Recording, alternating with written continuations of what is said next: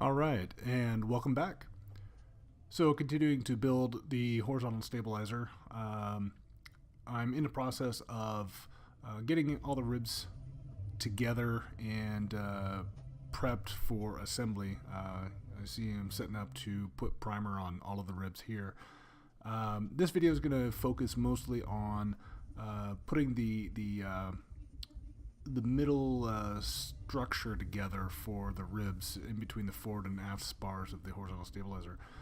There's a grouping of ribs that are designed a little bit differently than the outermost ribs, and they're all part of this structure. Right now, it's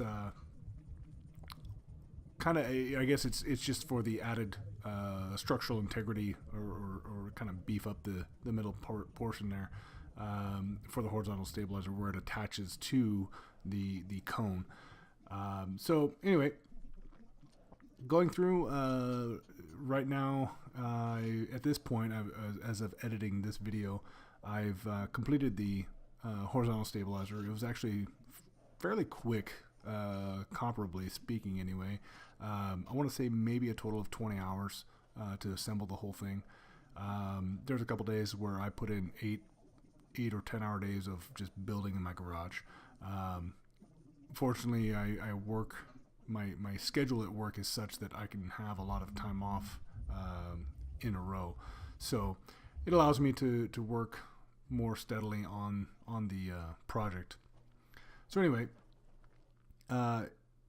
right now, like I said, I've got the horizontal stabilizer complete. I'm actually working on the elevators at this time, and getting pretty close to the point of final assembly on the right side elevator, and then I'll start working on the left side elevator final assembly. But it's been a good process so far. So the horizontal stabilizer, some issues that I came across while building the horizontal stabilizer. Most of it, like I said, is fairly easy, and here you see me working on the starting to put together the structure, and these are the two inner ribs for the left and right side horizontal stabilizer,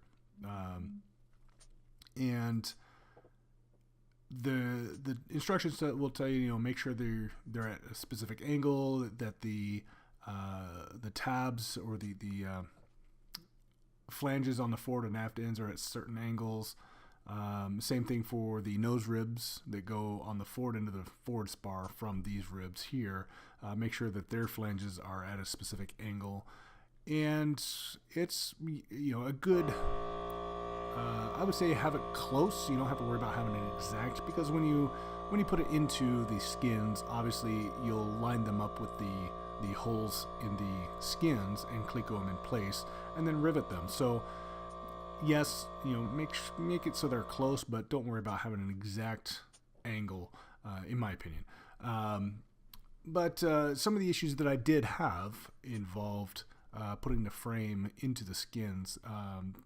I had to actually clico and undo the clico to the skins a couple of times to try to get it lined up right. I had an issue where the skin just would not sit flush enough against the frame. It had a significant enough gap between the flanges of the ribs and the spars and the skins themselves.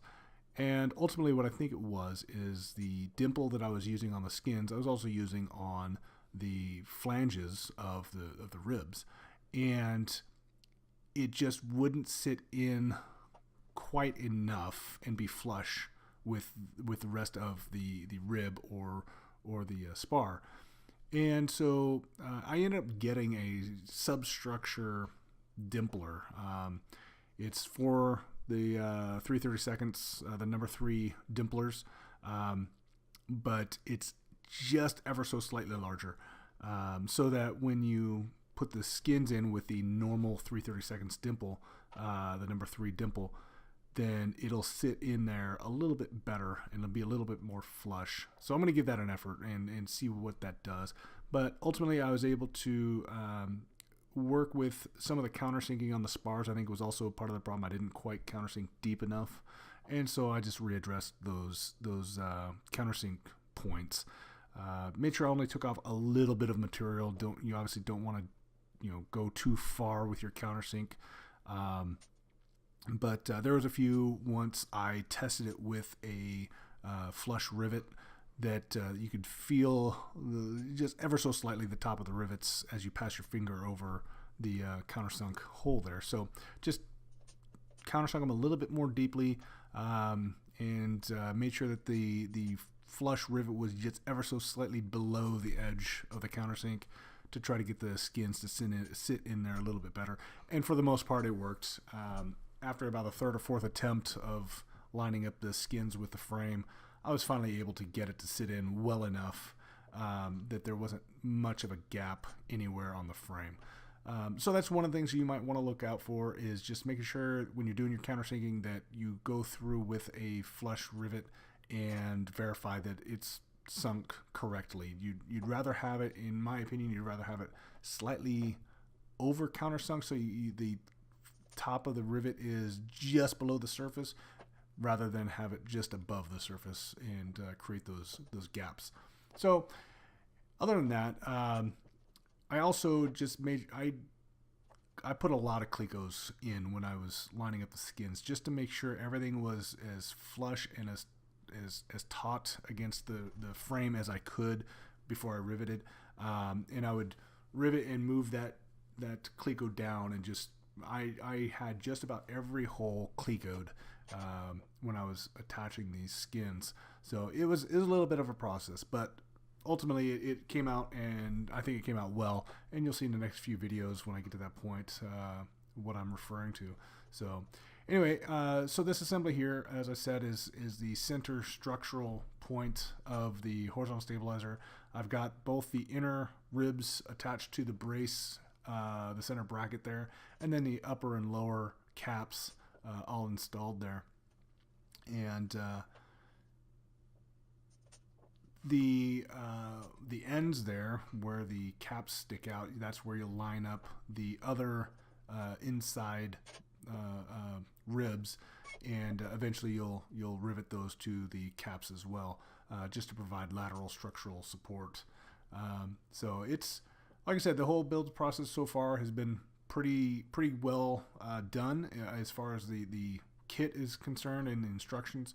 I had a pretty good time of putting this together, so I'm gonna go ahead and let this run out here. And again, if you get a chance, hit that like button for me. I'd appreciate it. Hopefully get exposure to these to anyone that may be interested in starting a build, and we'll see you next time around. Thanks for watching.